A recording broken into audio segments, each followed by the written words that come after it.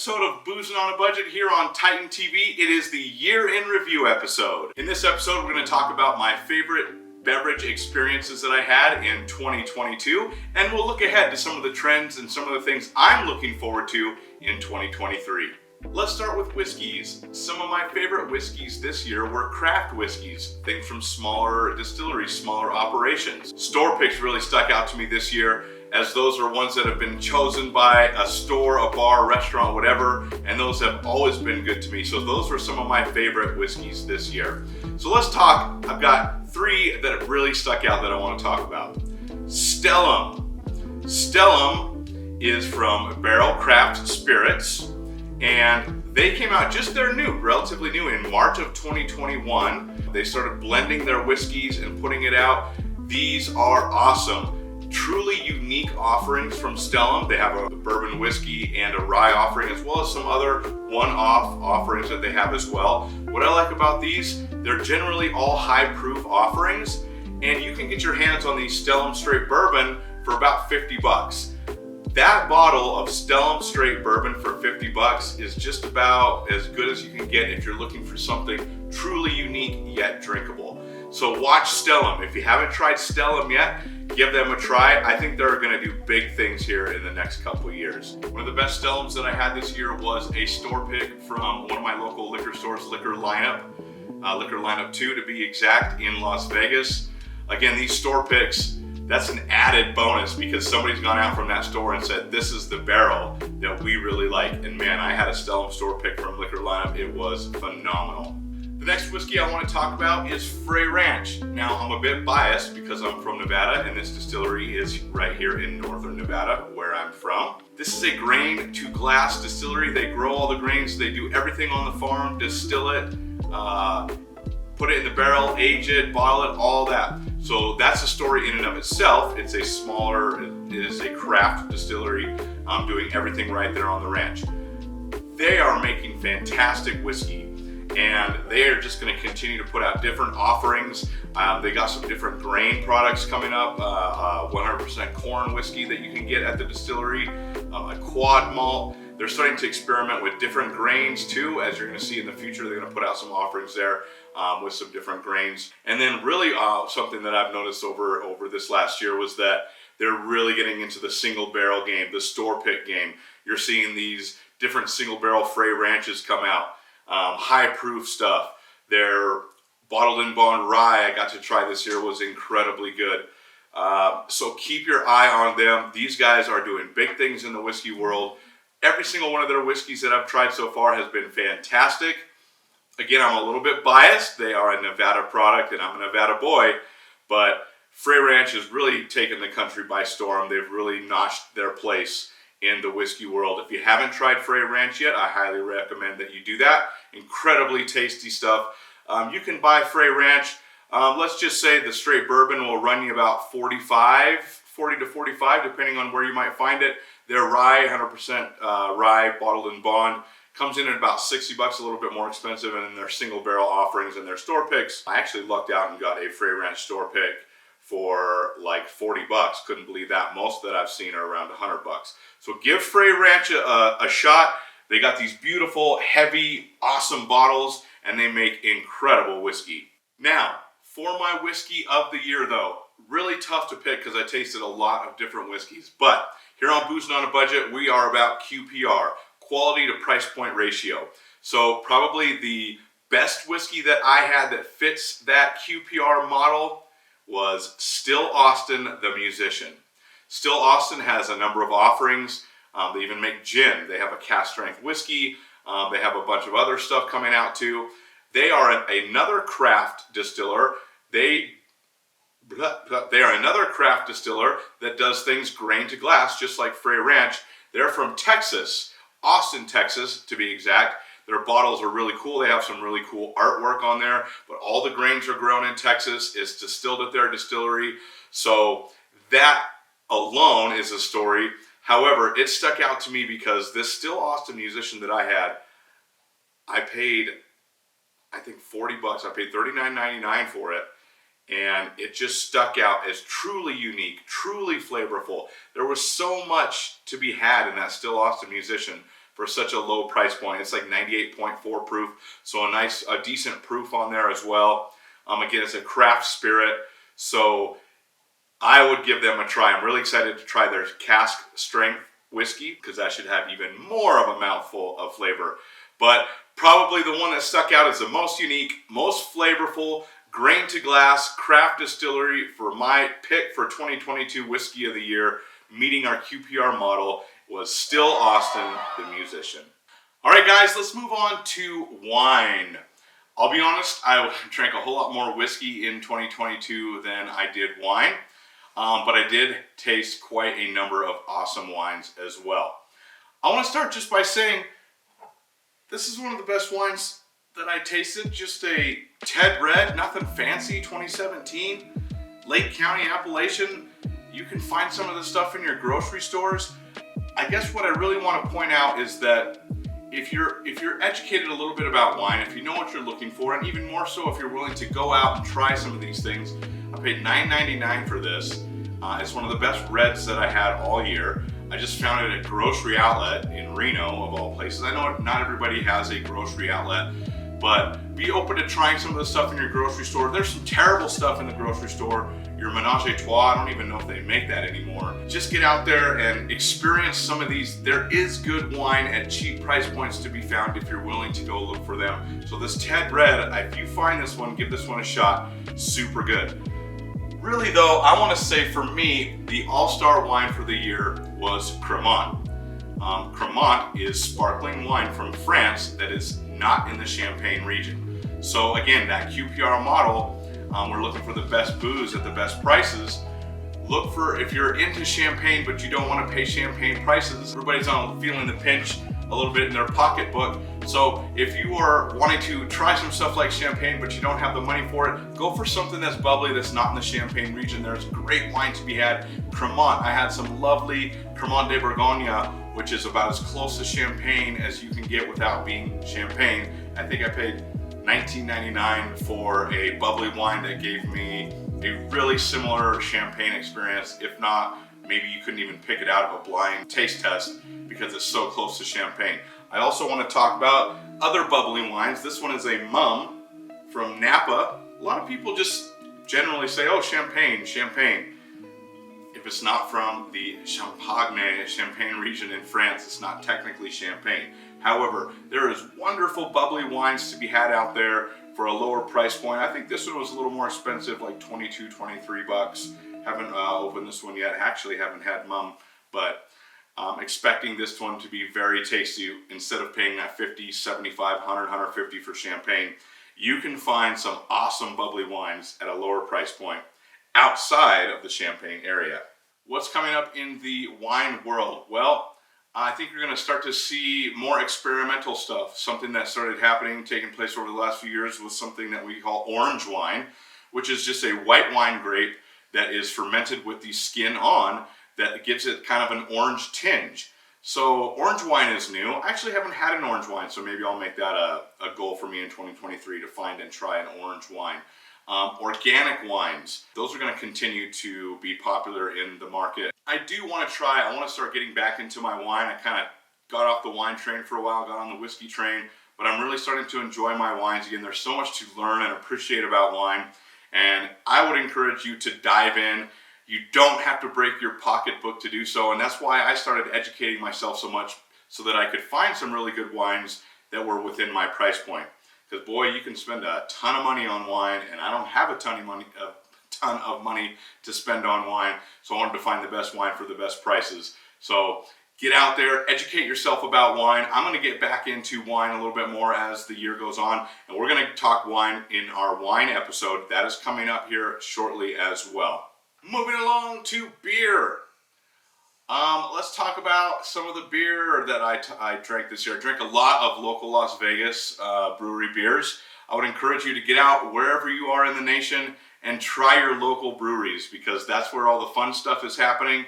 Nothing against mass-produced, bigger-produced stuff, but I love to try my local breweries just to see what they're doing, get out and experience what they have to offer.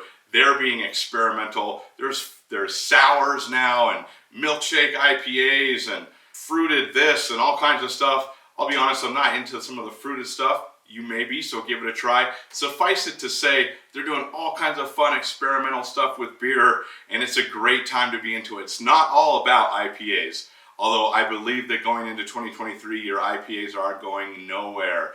IPAs will continue to be a huge part of the market. If you're still on the fence about an IPA, start with a lower IBU, International Bitterness Unit, a lower IBU score of maybe like a 20, 50 below on your IBUs to get your palate adjusted to IPAs. I do want to talk about 3 specific beer brands that really I want to highlight this year. One of them being one of my all-time favorite, which is Sierra Nevada. Sierra Nevada, just a general the OG, man. That Sierra Nevada Green, Sierra Nevada Pale Ale Green label. Something that started a lot of people in the IPA world, one of the first IPAs to really make it across the United States. I love Sierra Nevada up in Chico, California. One of the things that they're doing now is their Little Thing line. So they have a hazy little thing, wild little thing, strong little thing. They have a bunch of different ones. It's a little bit of a different marketing approach for what Sierra Nevada has been known for, but man, they're making some really good stuff. Hazy little thing from Sierra Nevada is one of my favorite ones from their new Little Thing lines. But they have the Celebration that comes out around Christmas time. I had some of that, it was fantastic. They've got a range of stuff. They got the Bigfoot barley wine, they got Narwhal, they put out some seasonal stuff. Sierra Nevada, one of the OGs, one of my favorite breweries. They've got a lot of different offerings out there from Sierra Nevada. They're one of my most memorable beers of 2022. Next, I want to talk about a brewery from the Seattle area, Fremont. Fremont just made its way down to Las Vegas where I live, so it may not be in your area. However, if you can find it, I highly suggest their stuff. Their stuff is some of the best beer I've ever had, and it seems like you can get your hands on it without the price gouge. Boy, the prices of beer really skyrocketed lately. The beer I'm going to talk about next, we'll talk about their price point, like $19.99 for a 4-pack of cans. Is a little bit hefty. Fremont you can get your hands on. They're giving their 6-packs out for about $10.99. That is incredible, really good price, really competitive price for what they're doing. The beer's coming out of the Seattle area. I've had a couple of different Fremont offerings. I look forward to trying more. But if you can find that in your area, Fremont Brewing out of Seattle, check them out. They're my number 2 pick. The number 1 beer pick for me for 2022 is Great Notion. Great Notion coming out of the Portland area. I talked about Great Notion in the beer episode. They have these I just love the way their cans look. They're black with this really kind of cool animated writing on there, or animated pictures on there. But I'm telling you what, Great Notion is not giving their stuff away. They're literally coming in at $19.99 for a 4-pack of cans, 4-pack of pint cans. I've seen it as high as $21.99. You may not be able to find Great Notion in your area, but keep your eyes on them, and if you see their stuff, definitely pick some of that stuff up. It is worth the money if you got a little bit more you want to spend on beer. Great Notion. Also, if you're really interested in Great Notion, check out their website because I believe they do ship to some states. But Great Notion is my number 1 pick for beer in 2022.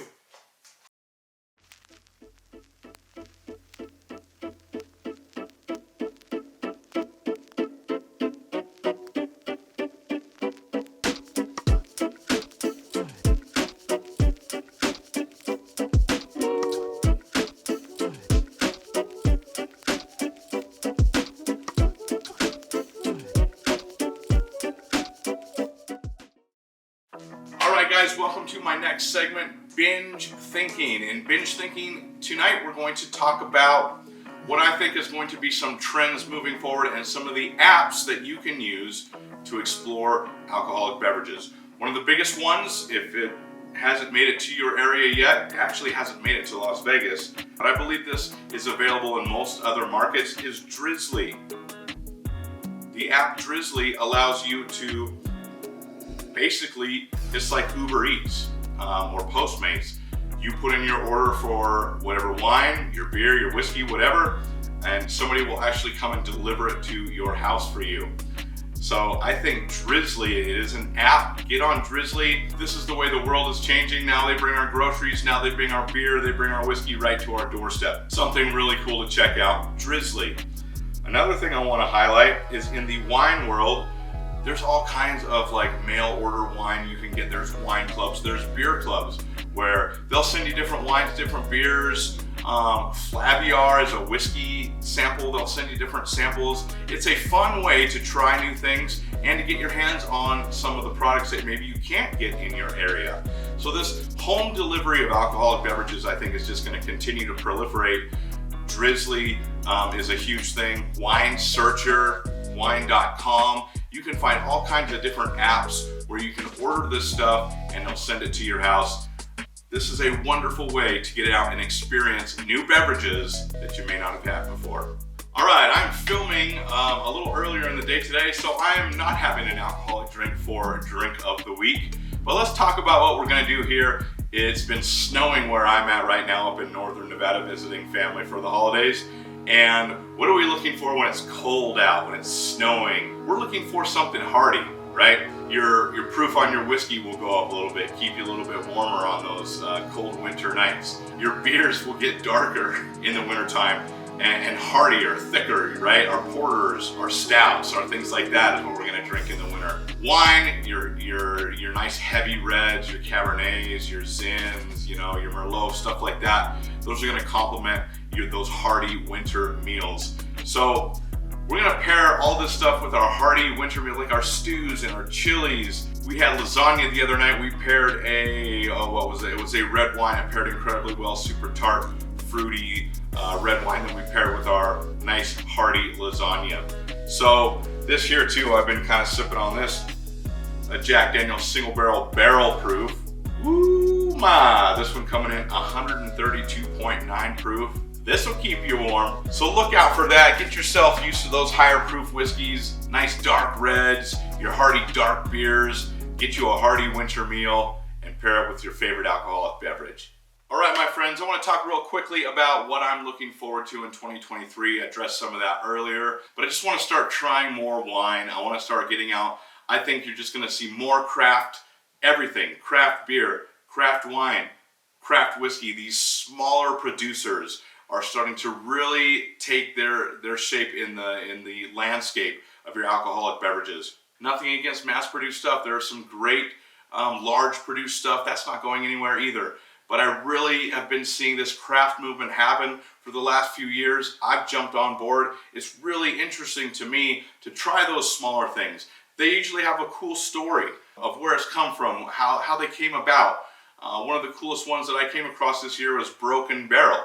Broken Barrel Whiskey is a whiskey producer out of Los Angeles. They do source their whiskey, I believe from Kentucky, but then they bring it in and give it additional oak stave treatments to that whiskey. They literally, the owner of it is out there, you can find him on his Instagram, breaking barrels with an axe. Then they take that broken barrel and they treat that whiskey that they sourced with some additional barrel staves. Some of it is maybe matured, already used other whiskey barrels or wine barrels or beer barrels, or French oak, American oak.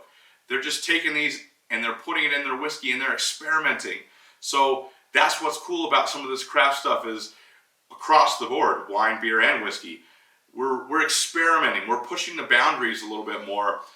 There's more freedom to do that. People are willing to spend their money on that because as we experiment more, as the craft and smaller distillers, smaller producers get better and better, the quality of their product gets better and better. People are trying it more and more. People are open to trying things. And so I really, really enjoy that. One of the biggest things I look forward to in 2023 is to continue to try some of the smaller stuff, especially with the whiskey. Specifically, I have this goal, and I need to do some more research on it, but it's caramelizing your beer. So I started seeing this year.